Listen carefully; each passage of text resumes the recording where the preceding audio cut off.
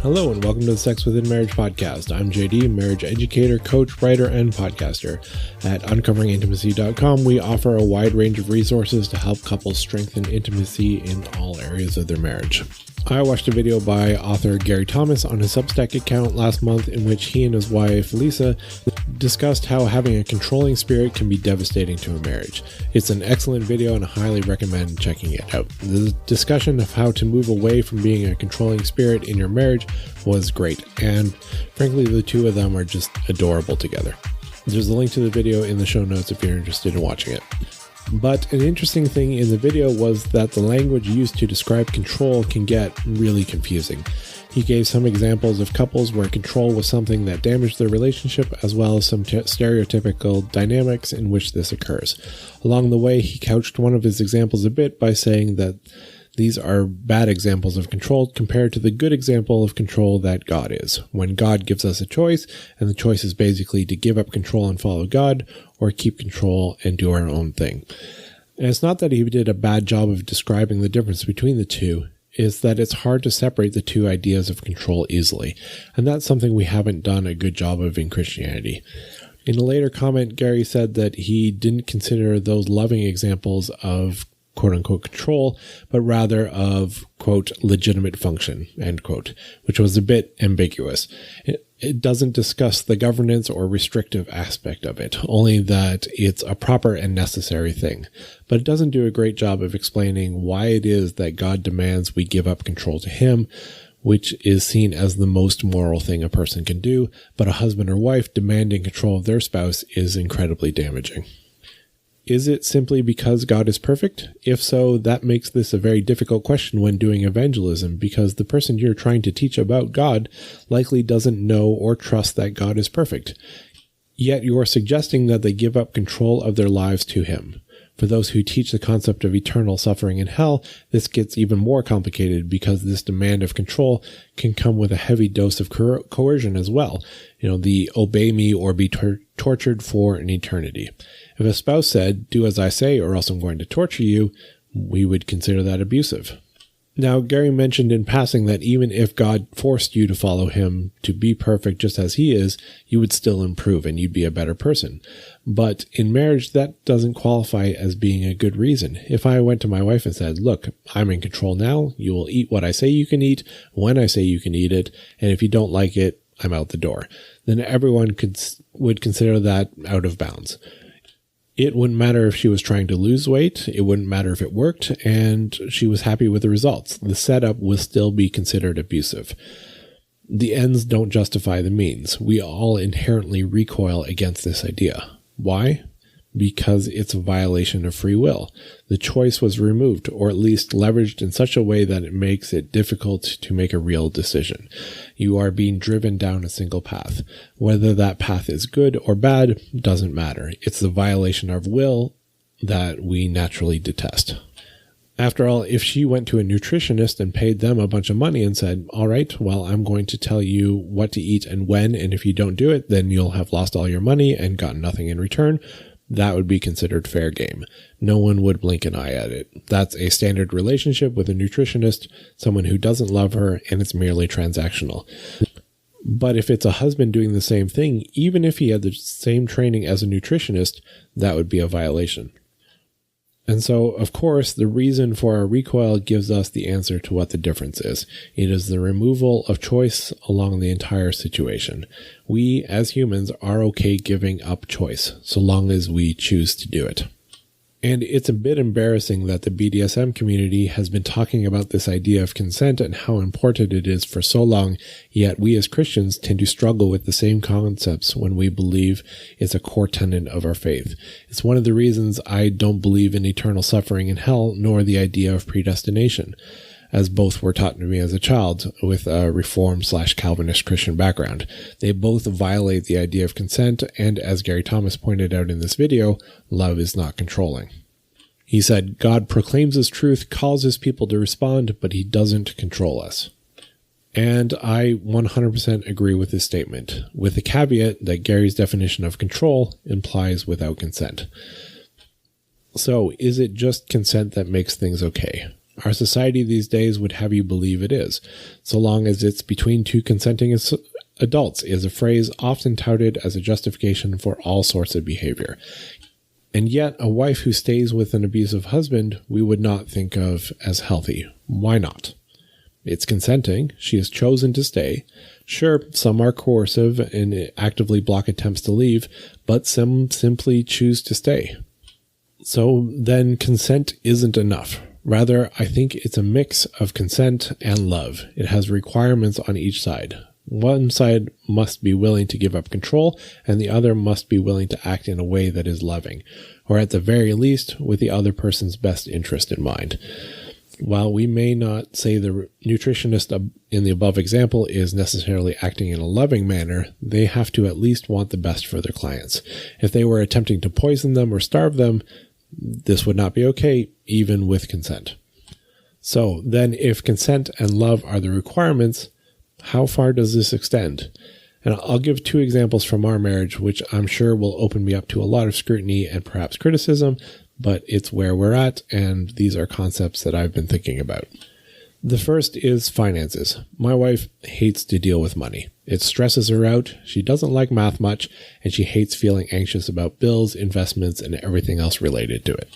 So in our marriage, I deal with the finances. I track the accounts, I build the budget and watch it, I choose our investments, and I analyze our portfolio and make our retirement plans. She is rarely involved except when I adjust the budget and it affects her. I tell her what I'm doing with our finances, but she's not terribly interested in giving a lot of input. If there's a charge or income and I can't figure out what it's for or how to categorize it, then I ask her, but by and large, she does not want to be involved in the finances. She just wants to know that if she goes to the grocery store, the gas station, or wherever else, she can tap her phone and they'll let her take the stuff she wants home. Now, that's not to say she isn't conscientious about our money or how we spent it. She is, but she never has to stress about the larger picture or most of the details. So much so that about a month ago, we had someone help us with a financial review. They wanted us both to be present, but for every question they asked, Christina would just invariably look over at me, including questions about investments under her name. At one point, they even asked about her retirement investments, and she said she had none. I corrected that and told them what her retirement accounts were and what the balance of them were. She had completely forgotten about them and forgot the fact that, yes, before we had kids, she did work and does have a retirement account. Now, on the other side of the spectrum, I have a brother and sister-in-law who don't even share accounts. They've been married for nearly 2 decades now, and they still keep their finances separate. They each pay their part of the bills, and they have their own money. And I'm sure they think what I'm doing is domineering, controlling, overbearing, or some other word. But it works for us. It's our deal, entered in with both consent and love. The other example is sex. Many years ago, Christina decided she would no longer say no to sex. Now, that was the ideal she set for herself. It wasn't my idea. She chose to give up that control. Now, the reality is it took us a long time for both of us to accept that shift. It's actually a lot harder for me to accept it than her.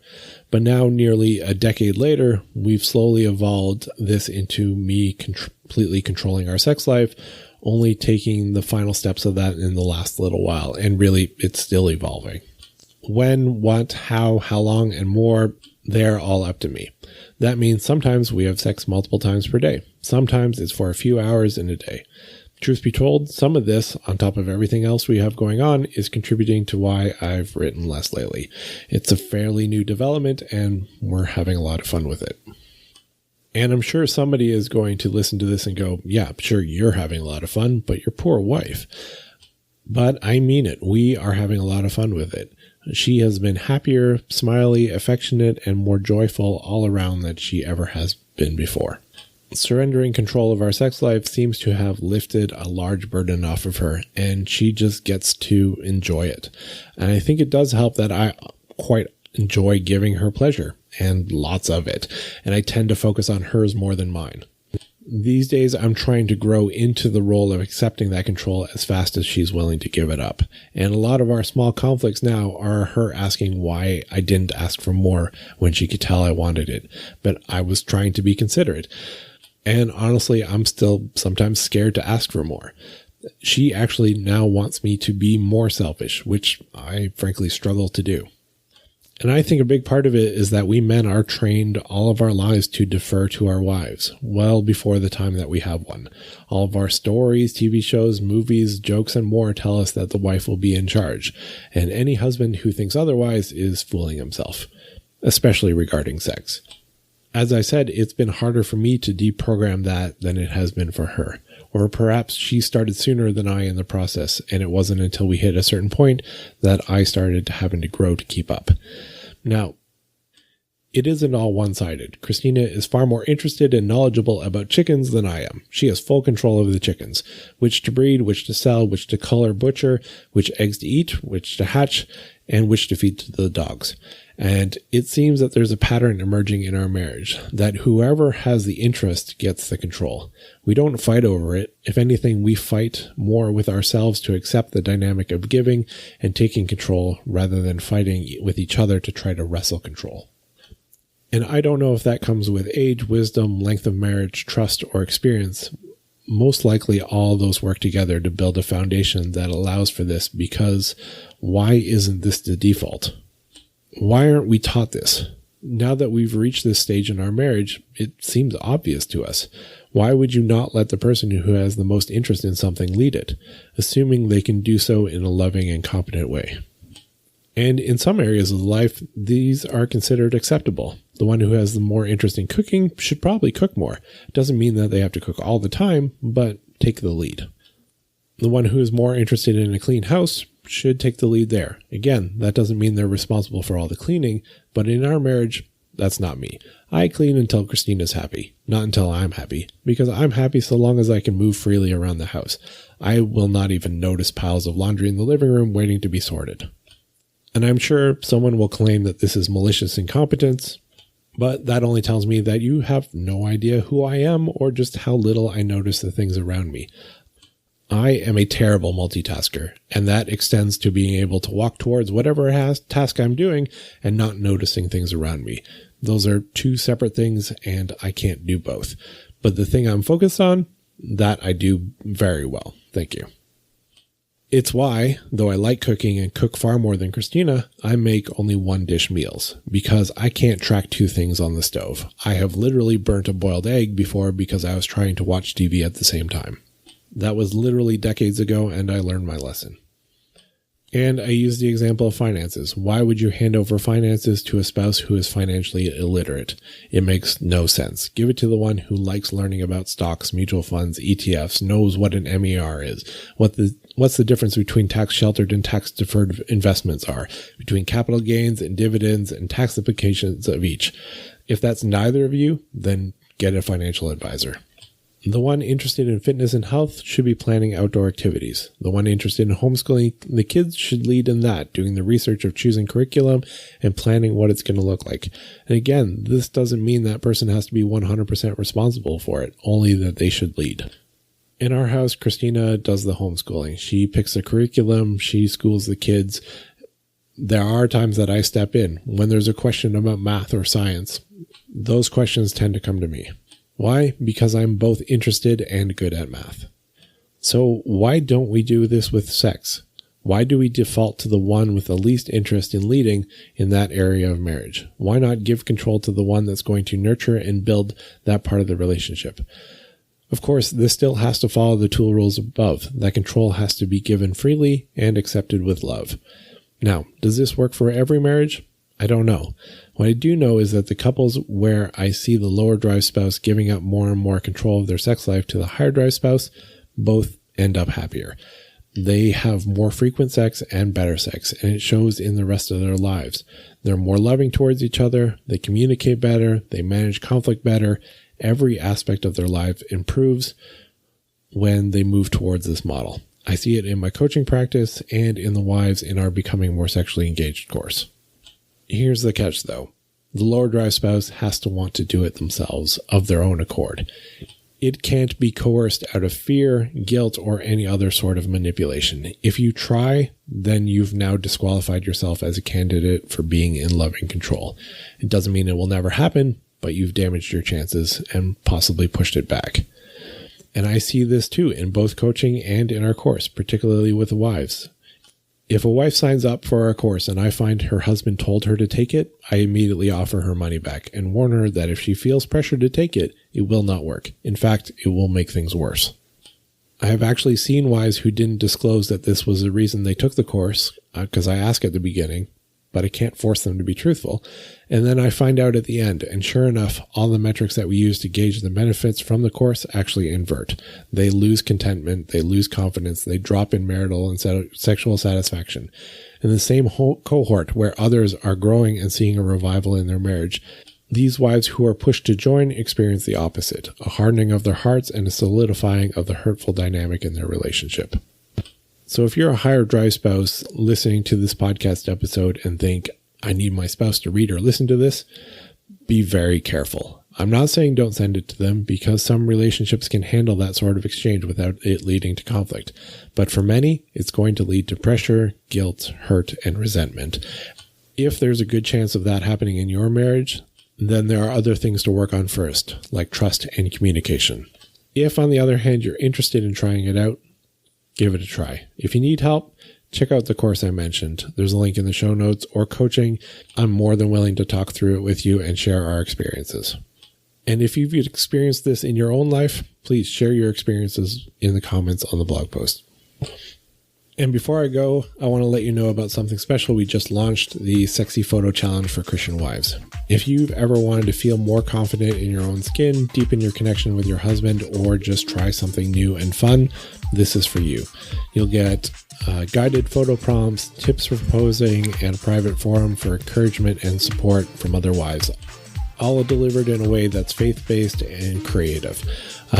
It's not about perfection, it's about embracing your beauty and blessing your marriage. If you want to learn more, there's a link in the show notes, and just check it out and you can join the challenge today. You don't need to feel confident to start, you'll grow confident along the way. And that's all I have to talk about today. If you have any thoughts, questions, etc. about this topic, feel free to comment on the blog post or send me an email. I love having these kind of discussions. We'll talk to you next time.